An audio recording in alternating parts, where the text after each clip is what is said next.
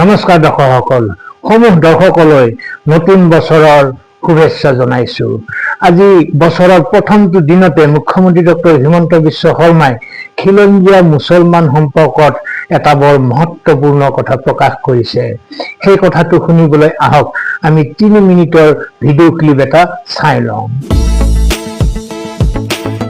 কিছুমান কথাত যেনেকে খিলঞ্জীয়া মুছলমানসকলে দুখ পায়, কিছুমান ক্ষেত্ৰত খিলঞ্জীয়া হিন্দুসকলেও দুখ পায়। এনেকুৱা হ'ব নালাগে যে হিন্দুসকলৰ দুখ পোৱাটো আমি চিন্তা নকৰিম। যেনেকে ধুবুৰীত যেতিয়া এটা ঈদৰ দিনাখন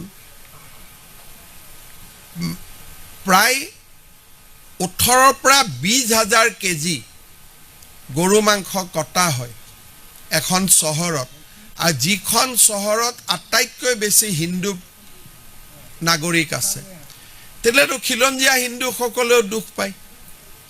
একোটা লাভ জেহাদৰ ঘটনাই খিলঞ্জীয়া হিন্দুসকলকো দুখ দিয়ে।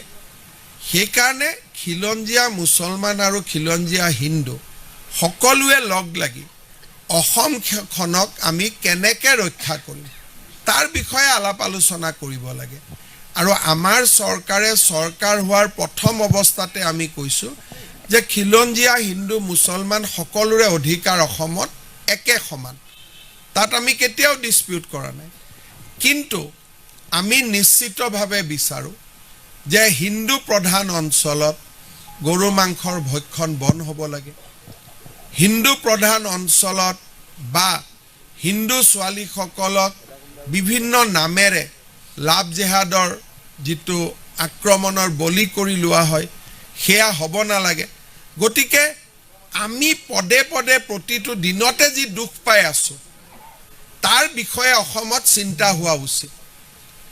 আৰু খিলঞ্জীয়া মুছলমানসকলে বুজি পাব লাগিব যে খিলঞ্জীয়া হিন্দুসকলে ক'ত দুখ পাই আছে, আৰু তেওঁলোকেই মিয়া মুছলমানসকলৰ কিছুমানে যি অত্যাচাৰ কৰে, ফেচবুক পোষ্ট লিখে, কিবা লিখে, যেতিয়া খিলঞ্জীয়া মুছলমানসকল সৰব হৈ উঠিব, আজি যি বাংলাদেশৰ ঘটনা হৈছে বা প্ৰতিটো দিনে একোটা মিয়া মুছলমানে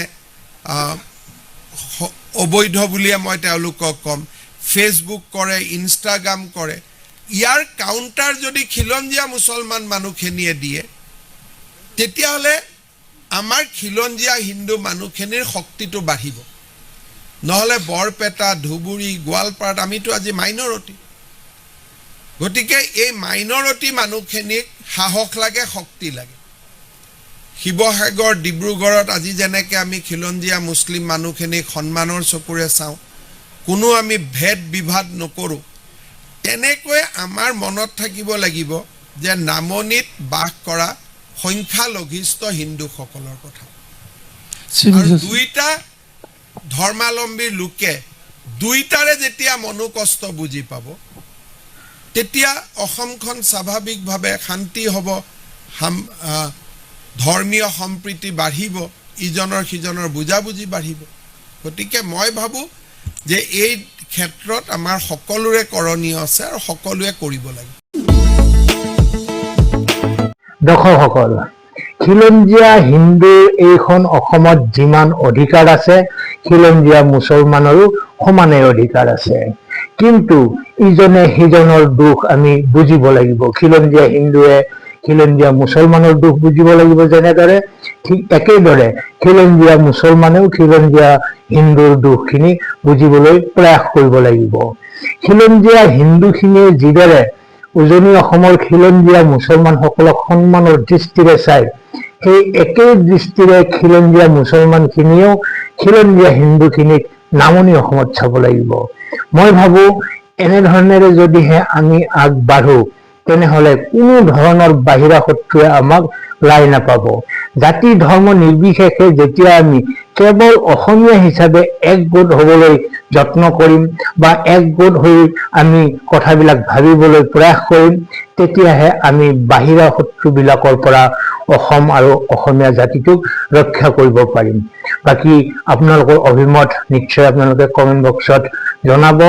আজি সংবাদমেলত মুখ্যমন্ত্ৰীগৰাকীয়ে এইষাৰ যি কথা ক'লে, সেইষাৰ আমি সকলোৱে মনত ৰখা উচিত বুলি মই বিবেচনা কৰোঁ। আজিলৈ এৰিছোঁ। ভালে থাকক, কুশলে থাকক। পুনৰ অনাগত বৰ্ষটো সকলোৰে বাবে মংগলময় হওক, তাৰ কামনাৰে ধন্যবাদ।